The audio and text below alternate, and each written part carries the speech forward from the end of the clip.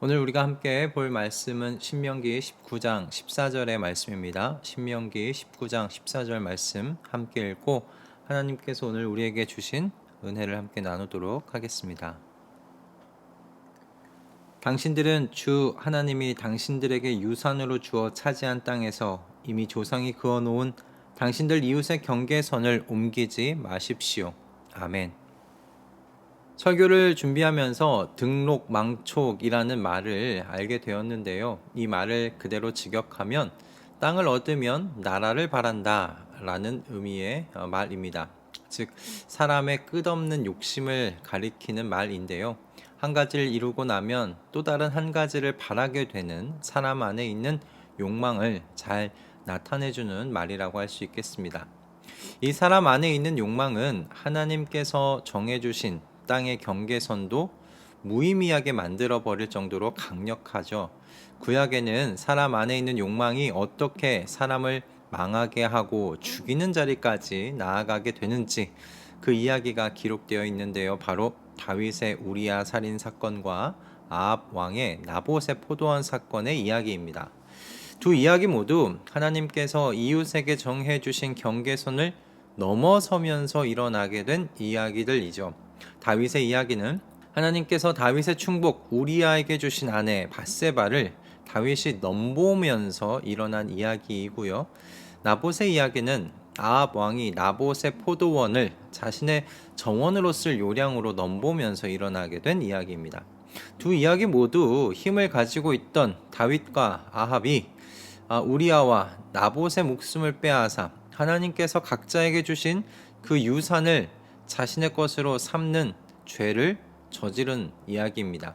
이 과정에서 아합과 다윗은 힘없는 자들의 가정을 깨뜨리고 많은 사람들에게 씻을 수 없는 상처를 입히게 되었습니다. 사람이 그 욕망대로 살면 반드시 다치는 사람들이 생기게 됩니다. 아파하는 사람들이 나오게 됩니다. 다윗과 아합의 이야기가 그것을 보여주고 있죠. 며칠 전 빌라와 오피스텔 수십 채를 보유하고 있던 20대 청년이 숨지면서 전세 보증금을 돌려받지 못하는 세입자들의 피해가 예상된다는 뉴스를 보게 되었습니다.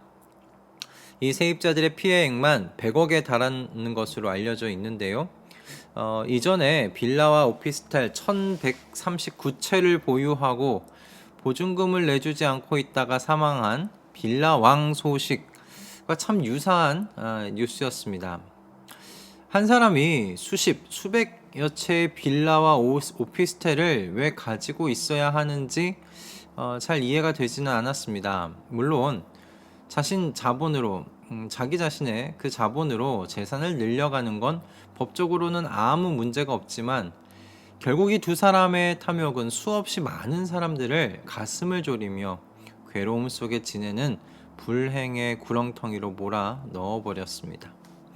탐욕에 사로잡힌 사람이 주인인 땅에서는 사람의 바로 그 욕심이 경계선이 된다는 것을 이 빌라 왕들의 이야기를 들으면서 생각해 보게 되었습니다.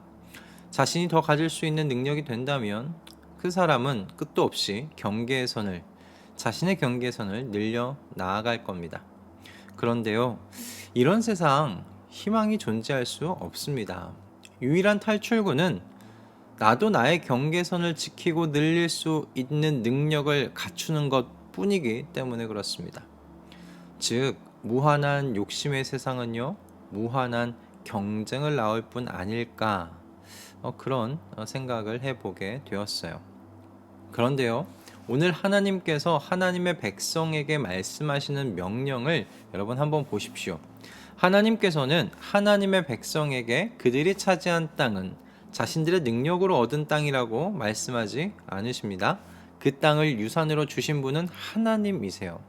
이 문장의 주어가요, 하나님이시라는 것에 여러분 주목하셔야 합니다. 이스라엘은 자신들의 능력과 노력으로 지금 살고 있는 땅을 얻은 것이 아니라고 말씀하고 계시는 겁니다. 그들은 하나님께서 유산으로 주신 땅을 받았습니다. 그러므로 하나님께서 각 가문별로 주시기로 결정하신 땅의 경계선을 욕심이 난다고 해서 넘어갈 수는 없는 거죠.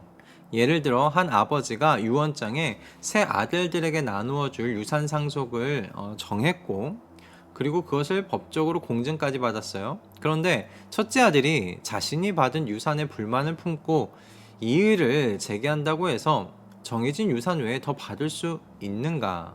그럴 수 없지 않습니까? 첫째 아들은 그저 아버지가 주기로 한 유산을 받을 뿐입니다.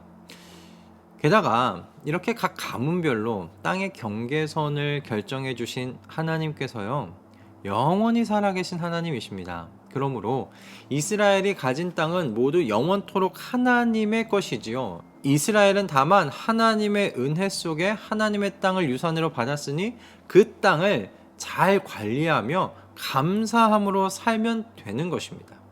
하나님께서 이 말씀을 이스라엘에게 주신 것은 그들이 가진 소유가 하나님의 것이었으며 은혜 속에서 받은 것임을 인정하고 살아 자기 자신의 탐욕의 노예로 그 삶을 살지 말라는 의미입니다. 탐욕 속에서 살면 사람이 보이지를 않아요. 탐욕 속에서는 오직 내가 소유하고자 하는 바로 그것만이 보이는 그런 세상에서 살게 될 뿐입니다. 하나님께서는 하나님의 백성이 그런 가난하고 불행한 삶을 살기를 원하지 않으십니다. 하나님께서는 더 많은 것을 탐내는 것이 아니라 하나님께서 정해놓은 땅의 경계선을 인정하고 지키며 이웃과 나누고 사랑하며 사는 풍성한 삶 살기를 원하십니다. 여러분이 가진 모든 소유를 하나님의 것으로 인정하는 저와 여러분 되기를 소원합니다. 그 인정은요, 말로만 하는 것이 아니라 자족과 감사의 삶으로 그 인정함이 나타나길 바랍니다. 끊임없이 자신의 땅 경계선을 확장하라고 우리의 탐욕을 부추기는 세상 속에서 그리스도인은요, 하나님께서 주신 땅의 경계선을 지키며 사는 사람들입니다. 탐욕과 탐심의 노예가 아니라 하나님께서 자유하게 하신 자유인으로서 스스로의 의지로 자족과 감사의 삶을 선택하는 저와 여러분 되기를 바랍니다. 기도하겠습니다. 주님, 탐심의 시대 속에서 살아가는 하나님의 백성들에게 오늘 필요한 말씀 주셔서 감사합니다. 우리가 가진 이 모든 것들은 다 주님께서 우리에게 허락하여 주신 주님의 유산들임을 고백합니다. 주님의 왕되심을 입술로만 고백하는 것이 아니라 주님께서 주신 모든 것에 감사하고 자족하며 살게 하여 주시옵소서. 그래서 주님께서 주신 모든 것을 또한 잘 경영하며 사는 청지기로서의 삶을 우리의 여생 동안 살아가도록 은혜 허락하여 주시옵소서. 오늘도 우리에게 주신 모든 것에 감사드리오며 우리 주 예수 그리스도의 이름으로 기도드립니다. 아멘.